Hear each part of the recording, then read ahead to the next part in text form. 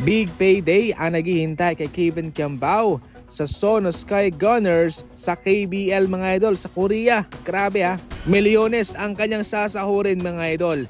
Diretso na tayo, wala nang kuskus balungos dito. Sa kanyang unang taon sa kanila, $275,000 ang kanyang sasahurin. Sa pangalawang taon naman, $375,000.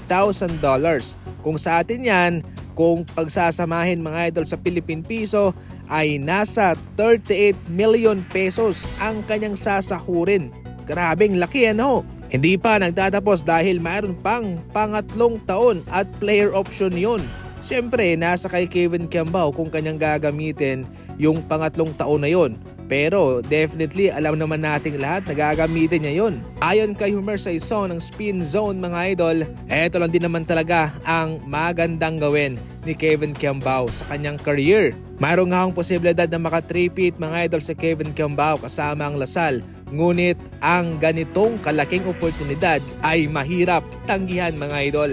Maliban dyan ay pupwede rin gamitin ni Kevin Kiambao ang oportunidad na ito, ang pagkakataon na ito para gumanda pa yung kanyang laruan, mag-improve siya at maglaro sa bilig ng Japan pagkatapos ng kanyang kontrata sa Korea no? At kaya malaking payday talaga ang naghihintay kay Kevin Kiambao mga idol. Sa iba mga balita naman, Kawhi Leonard posible nang makabalik bago sumapit ang Pasko. Yan mismo ang sinabi ni Bill Simmons mga idol.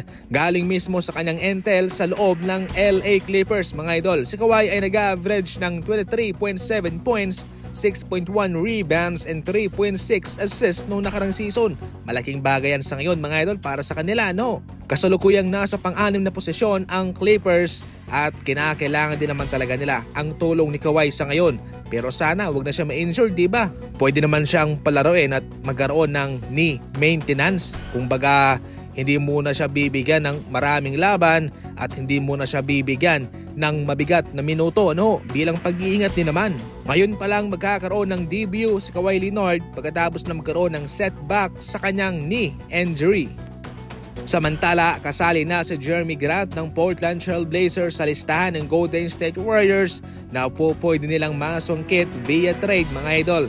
Itong si Grant ay matagal nang ginawang available ng Portland Trail Blazers.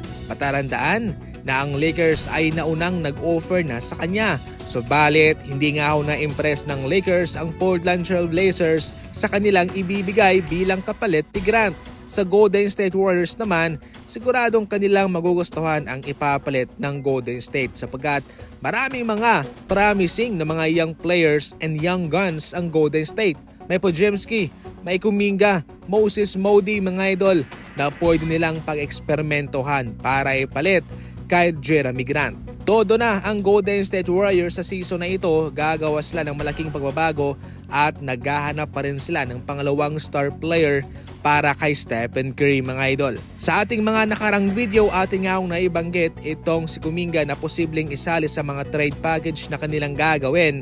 Subalit ngayon pagkatapos ng kanyang magandang performance, ayon mismo sa mga rumors sa loob ng Golden State, siguradong sila'y magdadalawang isip na isama si Kuminga.